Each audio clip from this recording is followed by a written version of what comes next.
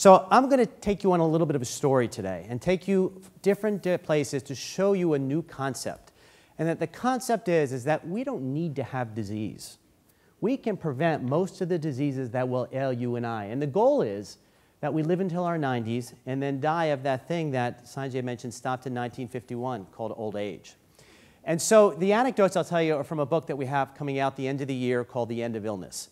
And I don't mean this more to advertise for the book, but more that these are just snippets, and the story, the data behind them are going to be there, and you could see them in depth.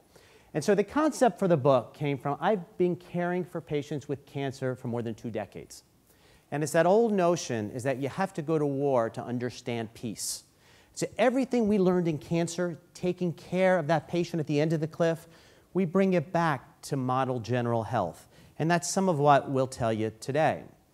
And so we want to propose a new model for health.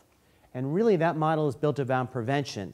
That model is built around designing disease in the human body as a complex system and not being reductionist, which is treating one part of the body or treating one abnormal number, but treating the body as a whole, as we'll show you. We'll show you how to apply it, and I think the optimism, the hope comes showing you how technology will be a component and will be a growing component of actually doing this. So the first question is, what is health?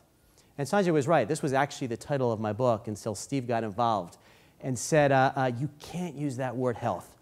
It just makes everybody think of, chewing cardboard, eating asparagus.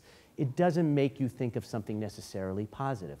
But I think the big question is, what is health? Is it your cholesterol number? Is it your weight? Is it your diet? Is it how you feel, how you sleep, your relationship?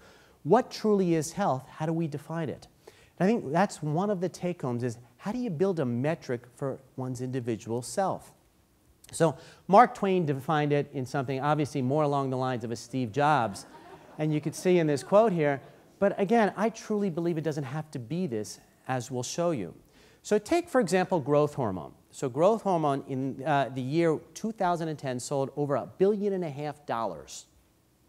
right? And there are over 400,000 prescriptions. People of short stature who it's FDA approved for in the United States, there's several thousand of them. The majority of the use was in people in their 50s, 60s, and 70s who wanted to feel better, who wanted to look better. Again, that was their metric. And I'm not going to comment on that, but I will mention that in a beautiful paper in Science magazine, they took a population from Ecuador that had a rare mutation in that signaling pathway, growth hormone signaling pathway. And what do you know? Those people had almost no cancer or diabetes. So all of a sudden, we know that if you limit a pathway in the body, you can radically affect 2 of the most prevalent diseases known. Yet again, people take growth hormone to look better. They're going to live on average a decade and a half shorter if you look at the data, but they're going to feel and look better. So what's their metric for health?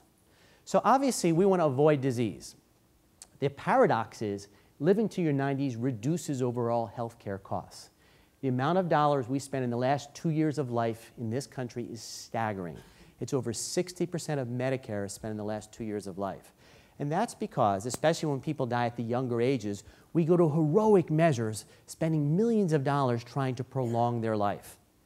If one was able to live till their 90s, if you look at the data, people don't go to heroic measures at that point because they realize there's little benefit from putting somebody on a ventilator for a month or an intensive care unit when they're 95 years old with cancer.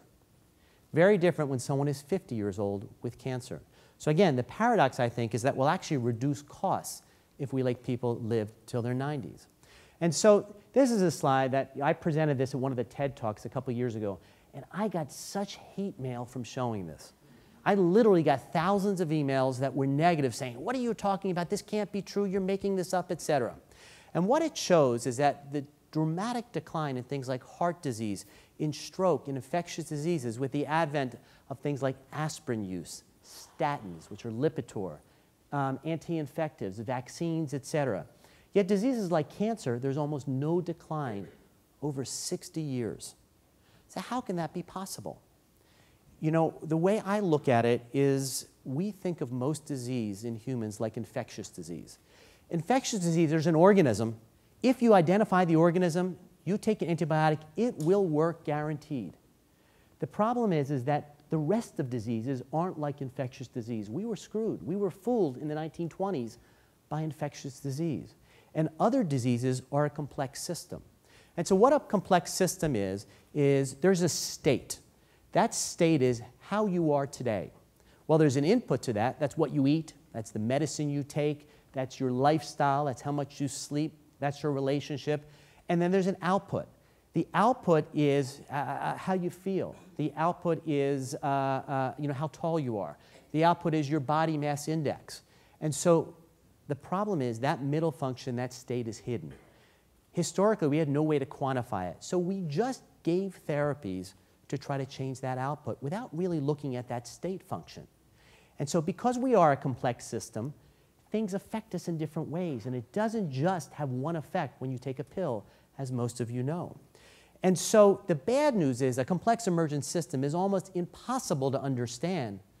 The good thing is we can control it in most cases.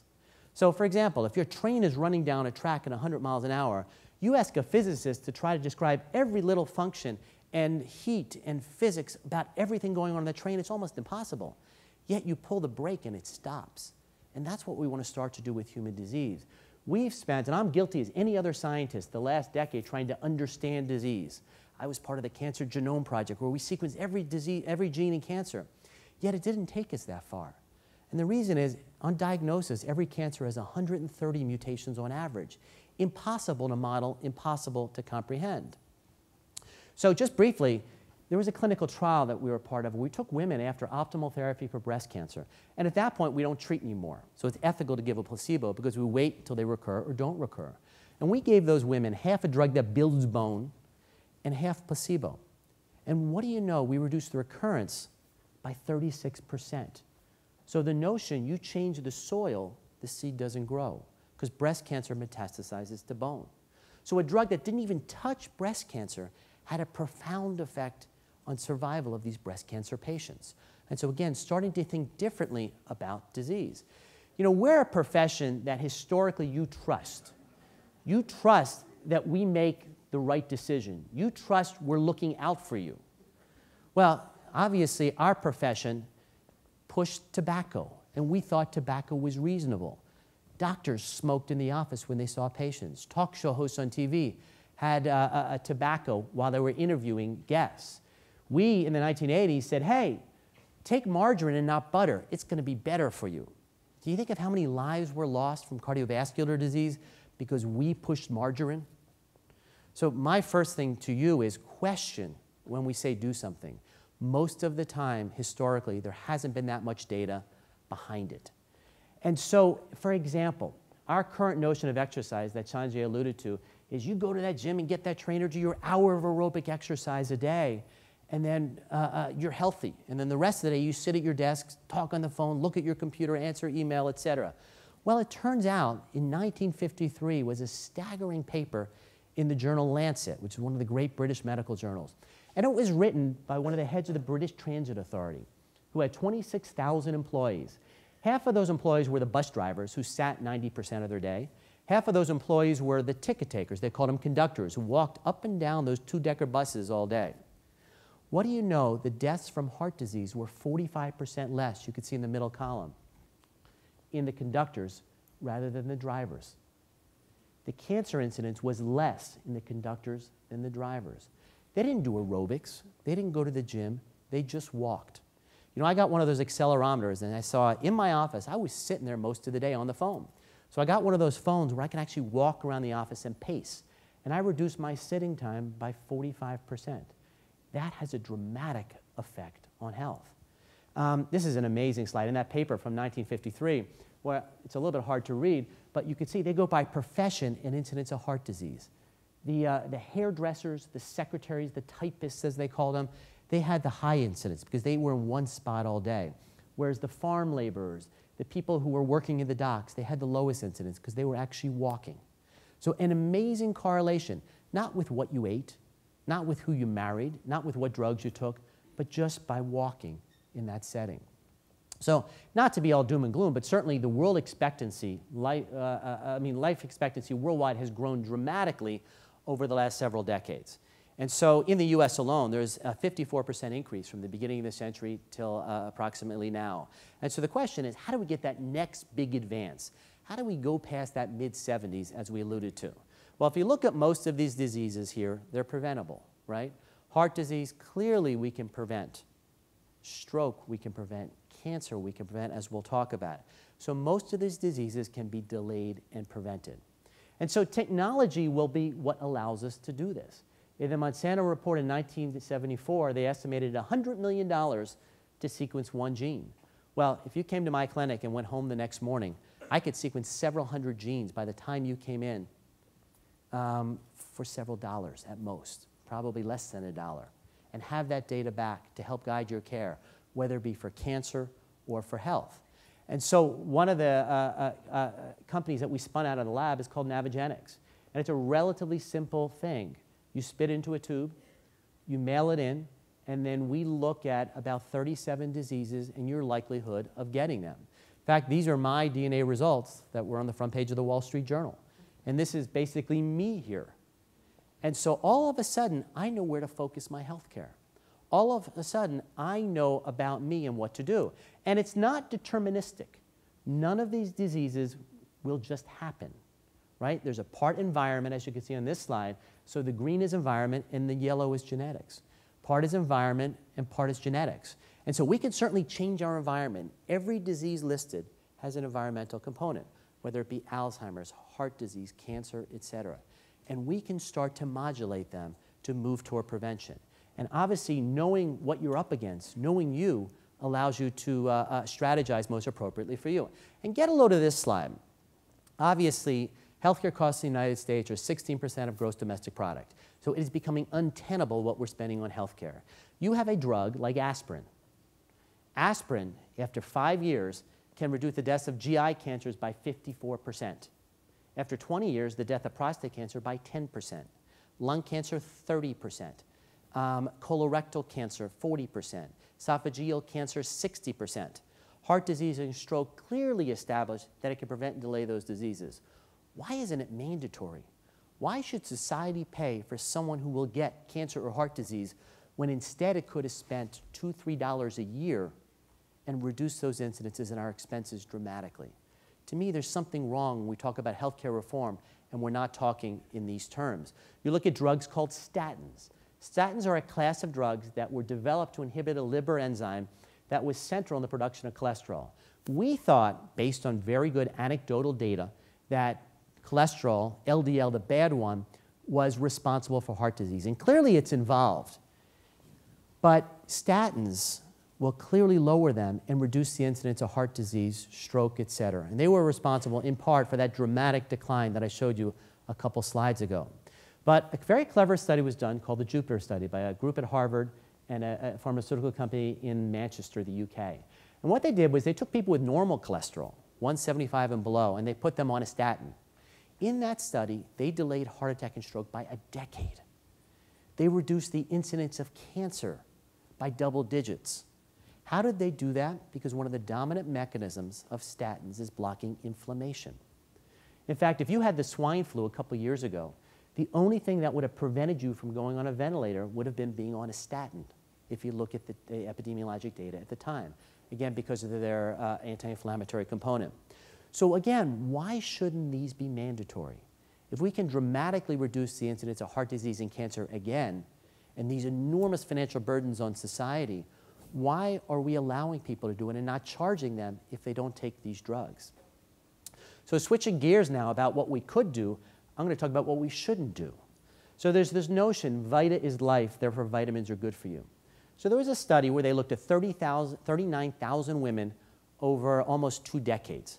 And what they showed in that is that if you took these supplements, and initially back in '86, 65% of women were taking the supplements. In 2004, it was up to 85% of women. And these were the multivitamins, the folic acid, the magnesium, et cetera. And if you look at them, there was, on average, a 16% higher death rate in people who took the vitamins. $27 billion a year spent on them, significantly higher death rate. Vitamin D, this is what I love. I mean, these are headlines in the last 2 months I found in newspaper articles. So if you look at this, Vitamin D will do everything. Yet there has not been a study in the history of humankind showing a benefit to taking vitamin D. So in fact, if you look, 75% of the entire United States is, quote, deficient in vitamin D. Over 97% of African Americans are low in vitamin D. So first of all, what's normal? I never came with an instruction book with normal values. Many of you may have, but I don't know what's normal. And so the problem is there's vitamin D, there's the receptor, and then there are about 5 or 6 different signaling molecules. So someone who's lower in vitamin D probably just has a tighter binding receptor. And so if you start to look at the data, the only reason you and I tan is to block vitamin D absorption, because the body doesn't like too much of it. So in fact, hip fracture rate is going down in the United States pretty dramatically over the last 2 decades, yet we're more and more vitamin D deficient. Something's a little bit goofy there. So a clinical trial was done, and this is over 2,000 women over the age of 70, where they gave them vitamin D, and it worked. It raised their serum vitamin D levels, 26% more fractures. Not decreased fractures, more fractures. Why? Again, you take a bolus of vitamin D, you downregulate the receptor and screw up the signaling within it. Vitamin E.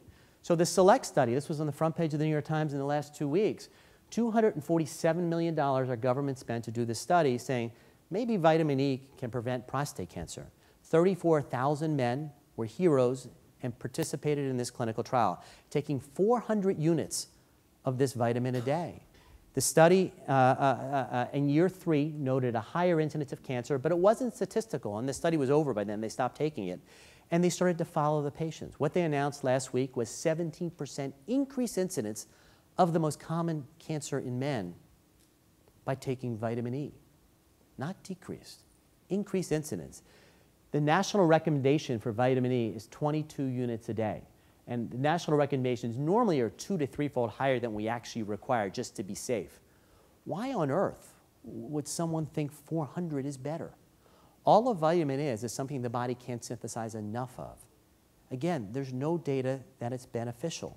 63 randomized published trials with placebo controls were done with multivitamins with heart disease and cancer, and in a recent review by the Agency for Healthcare Quality showed no benefit when they looked at all of those studies together.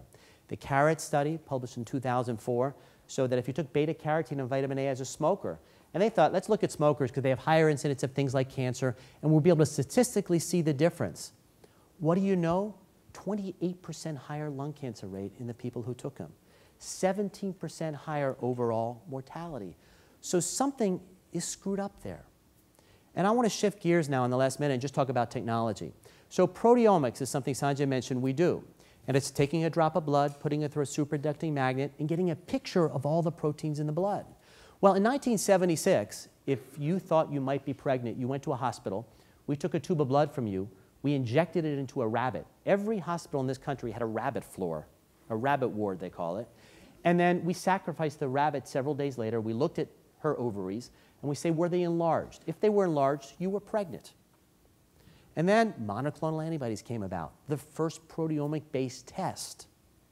And for $10, you could actually say whether you were pregnant or not without having to sacrifice a Bugs Bunny. And so this is that picture of the protein. This is that 60 gigabyte picture of all the proteins in the blood. So for the first time, we could see the state of the system. Instead of looking at one cell or one gene, we're looking at you. And that technology is starting to be used now to start to guide treating, not treating so that you don't have one pain in one knee, but going from a disease state to a health state. To me, diseases like cancer, they're verbs. You're cancering. And I want to bring you from cancering or heart diseasing to healthing. And that's where we're pushing. And that's one of these newer technologies. And just to end up with the last slide, the next technology, if we will, because everyone always says, what's next? I don't care about today, I care about tomorrow. And there's a field called microbiomics. And no offense, but you have more bacteria, almost tenfold more in your body than you do cells in the body.